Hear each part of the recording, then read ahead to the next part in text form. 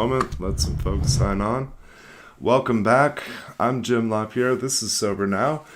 And today's topic, talking about forgiveness in lots of different forms. Very much welcome your questions, your comments. We are streaming on several feeds today. We're on Facebook's Sober Now page, and if you haven't been over there yet, would love for you to go over there and give it a quick like and get some notifications about cool things that we're doing. Live streams, vlogs that are on our YouTube channel for Sober Now. Go over and check that out. Well over 100 videos there now. So today we're talking about forgiveness, and if you're anything like me, the hardest person for you to forgive is yourself.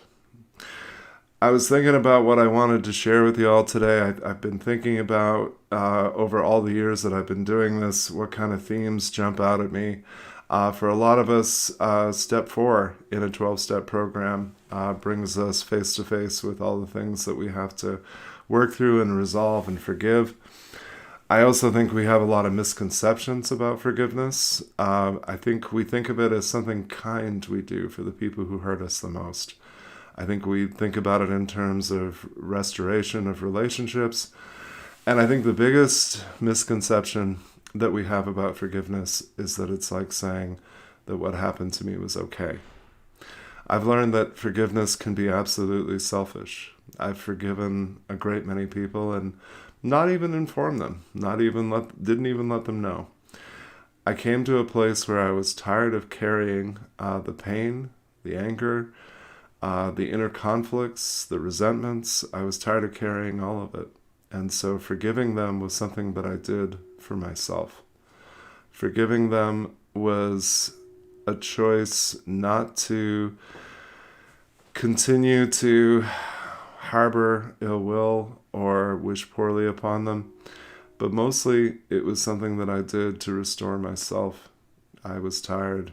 I've been soul tired for a lot of my life, and that's not who I am today. That's not the life that I'm living today.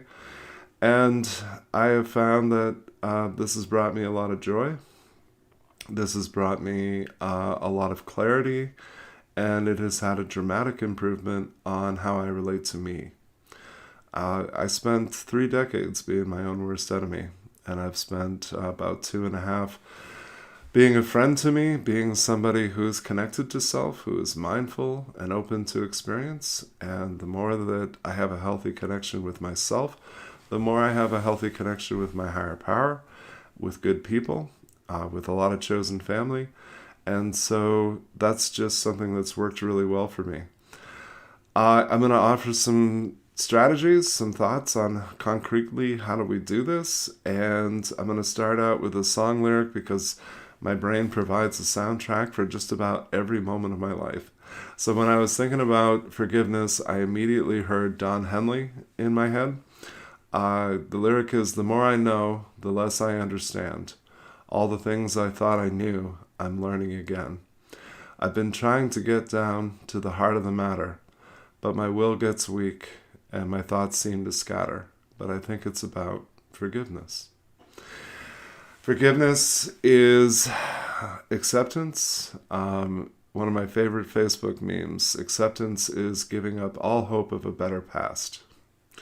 I think a lot of us take shortcuts to forgiveness. We tell ourselves things like, they did the best they could. We take shortcuts to forgiveness by saying, I forgive them, as though it's some kind of intellectual exercise instead of an emotional exercise, instead of coming to acceptance. And I think for a lot of us, when it comes to things that we have to do for ourselves, we somehow think of them as skills that we don't have or knowledge that we're lacking. And I'm fond of saying to people, if you know how to do something for other people, then you know how to do it for you. It works exactly the same way. So here's what I mean by that. If I had wronged someone, if I was seeking forgiveness, what I would do is go to them and ask to talk. I would take responsibility for my behavior, my choices, my statements, whatever it was that I did that was harmful to them. By taking responsibility, I'm owning it. And I'm saying, here's my part in things. I would want to talk with them. I would hope that they would share their feelings or how my actions and choices affected them. We might process some misunderstandings or some misconceptions. We might express a lot of emotion. And then at some point, I'm going to apologize. And when I apologize, that means two things to me. First, that I regret having made that choice, having affected them in that way. But second, and implicitly, I'm also promising I'm not going to engage in that behavior again. It's another Facebook meme that I'm fond of. The best apology is changed behavior. Sometimes we're connected to people who apologize frequently or repeatedly. I'm fond of saying that the first apology is for them and all the other ones are for you. Sometimes we get so mired in guilt and shame that we're just trying to feel better and we just keep being sorry. But if we're repeating the behavior, if we're going in the same patterns, if we're relating in the same ways, then that apology is hollow, and we really need to step back and examine, why are we doing this? What's the need that needs to be met? My experience is that withholding forgiveness creates distance in relationships, and when we withhold forgiveness from ourselves, we become disconnected. So many of us are struggling with dissociation, with being connected to our bodies, with self-acceptance. And a very high percentage of us hold resentment against self as an unhealthy form of self-control. We are so afraid of what we might become. We are so afraid of making mistakes, repeating the past, that we reason that withholding forgiveness means or ensures that we won't do it again. Even when we don't want to do it again, even when we've changed, we still have this fear of deja vu. We still have this fear of history repeating itself. And so holding those resentments against self means that you get to carry more and more baggage. It means that you're doing a lot of damage to the relationship that you have with you. And again, the relationship I have with me and the relationship I have with my higher power is the foundation for every other relationship. And so it's really hard to love somebody else while you hate yourself. It's really hard to heal and grow if you're going to be ambivalent towards yourself. Releasing resentment is liberating. It's freeing. It means that I have less baggage to carry, less internal conflict and strife. It means that I get to have better mental health. I remind folks all the time that holding on to past anger is a recipe for depression. Holding on to past pain makes it harder to have faith, to trust in people, to be open to receiving good things. It makes it harder for us to receive love. And so there's a million good reasons for us to do it, and it's, in truth, fear that keeps us from doing it. I get really annoyed with people who tell me that they'll forgive but they won't forget.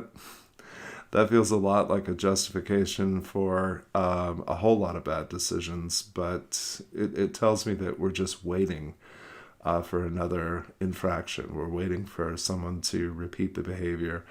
And we do keep a scorecard. We have a sense of how people have wronged us.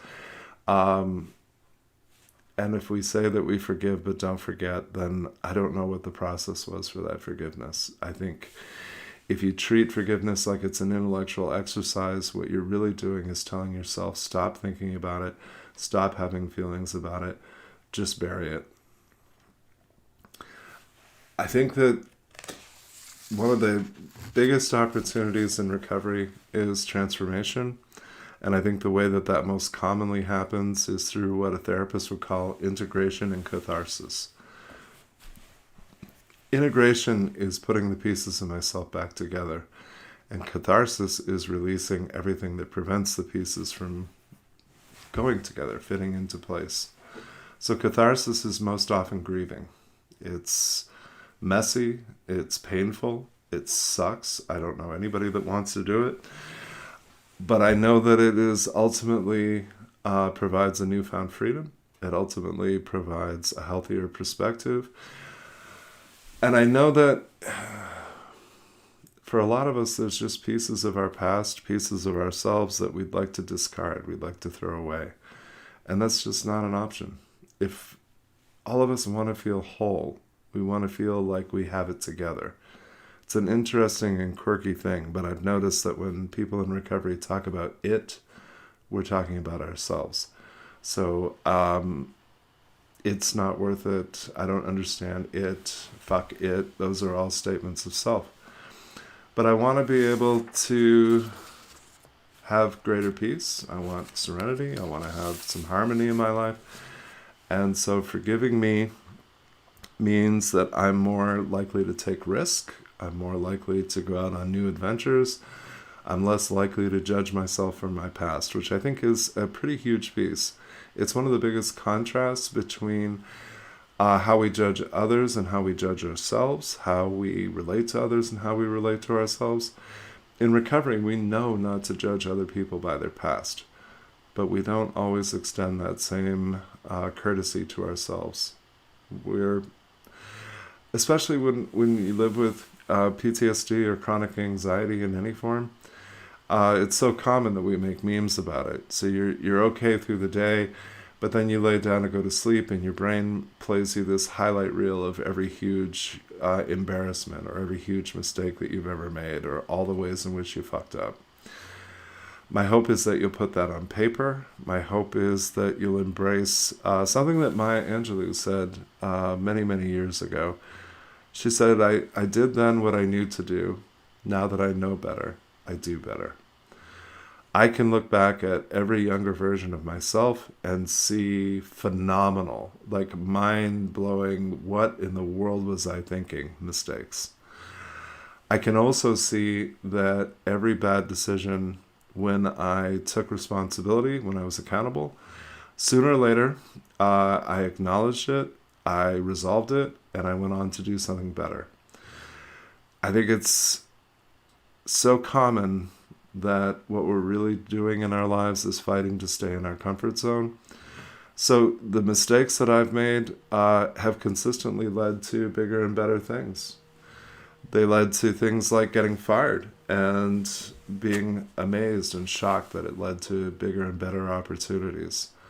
Mistakes that I've made in business. I tell folks all the time, I started out with 2 business partners, and I have 2 sad stories about how I don't have any business partners. And that's okay.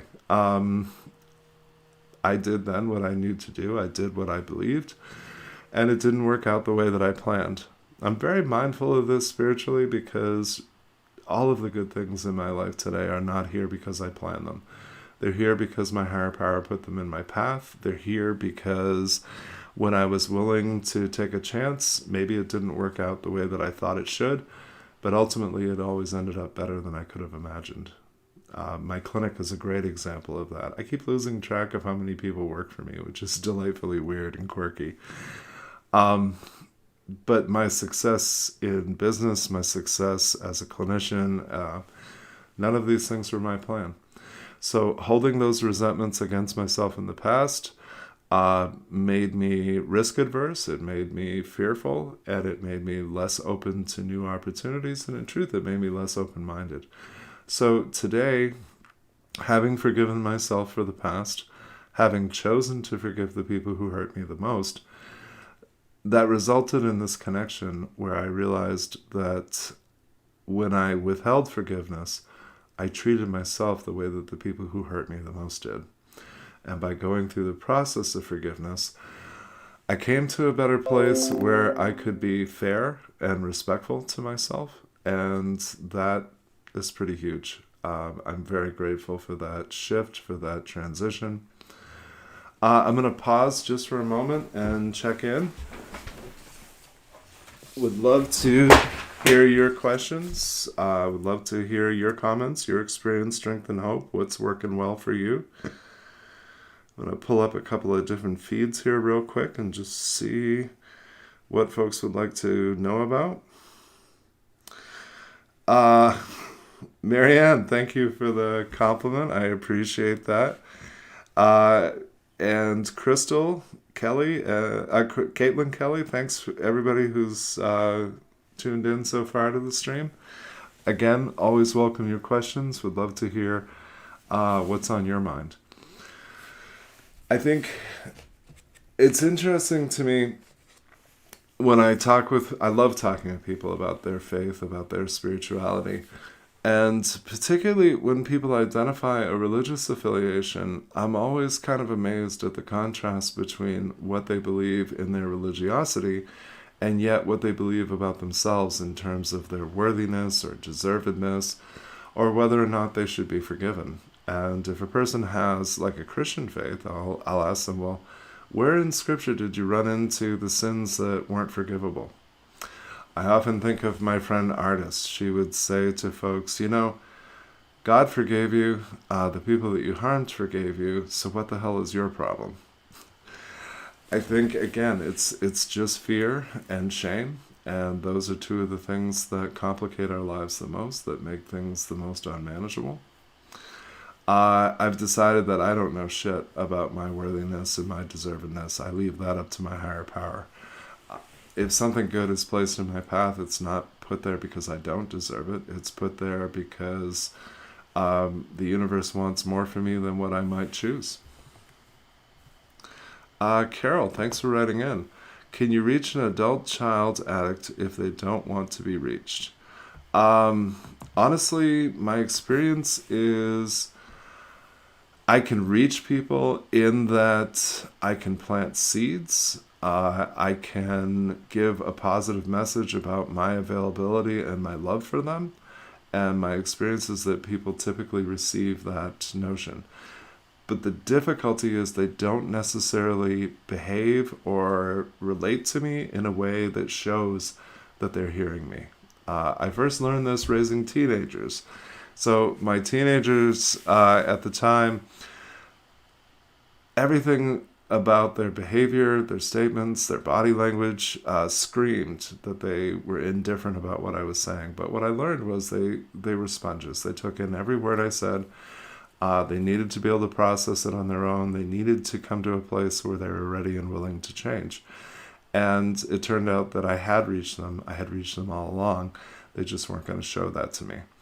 So when I'm reaching out to an adult, whether they're in active substance use disorder or in some other type of dangerous or precarious situation, the way that I want to reach them is just by reminding them that I'm here, that I love them, that I'm concerned for them, and that I want them to connect with me. And I just keep renewing that invitation every so often. Because it serves as a powerful reminder. Everything about the disease of addiction leaves a person feeling like they are unlovable, like they have no worthiness, no deservedness to reach out to us. And so I think it's huge just to remind your loved one, I'm here, I care about you, I want to help. And do you reach them when you do that? Absolutely. Absolutely. It's a hard message not to receive, and it's something that most of us are absolutely starving for. It meets a super important need. I think the difficulty in trying to reach someone is when we reach out to them with expectation. We have a plan for them, or we have a goal for them. And chances are, if you're anything like me, what you want for your loved one is beautiful. And it's healthy and it's good, and their life would be so much better if they did it. But what I've learned over and over and over again is that people have to be ready and willing to change. And I found exactly two things that increase willingness. And unfortunately, they are suffering and a spiritual awakening. And typically, a person has to have a lot more of the former before they can experience the latter. Ultimately, recovery is a process of transformation. It is inherently spiritual. And I see enormous value, again, in just continuing to reach out to the folks that you love. Let them know that you're there for them, that you're willing to help them in any healthy pursuit. Of course, we're ensuring that we're not enabling. But we are at all times expressing love for the person who is struggling and a desire to help them. So, I hope that answers your question, Carol. As always, I welcome email me if there are issues around substance use disorder, mental health, or trauma, questions that I can answer. I love hearing from folks and making new connections. Jim@sobernow.com is the easiest way to reach me. Love expanding the reach, so if you could just give this video a quick like, that helps with the algorithm and helps us connect with more folks. If you're tuning into this stream after it's completed, would love to hear from you. Feel free to post a question or a comment, give it a like and maybe a share so that we can expand the conversation. Going to be winding down in just a minute, but also wanted to let folks know that we recently moved SoberNow.com to a monthly membership fee. So it is more affordable than it's ever been. It's just under $15 a month, which gets you access to 2 28-day programs, one for those seeking freedom from substance use disorder, and a second program for affected others, for those of us who have loved ones in active addiction or maybe early recovery. My hope is that folks are getting connected and getting support for their struggles. I recognize that COVID has made that more difficult than ever. And so to me, that just means that we have to try a little bit harder. And if you do have questions, if you're feeling like you're not even sure where to turn, I want to hear from you. I would love to be a resource to you.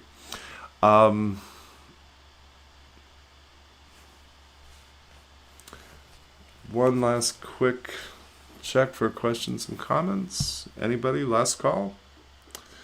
Okay. So, gonna wind down for today. Again, I'm here every Thursday at noontime and look forward to joining you next week. Would love to hear topic suggestions, things that you'd like to hear about. Anything that we can do to help you with your recovery, we very much want to know about. So, please take excellent care of yourselves. Have a great day, and we'll talk next week.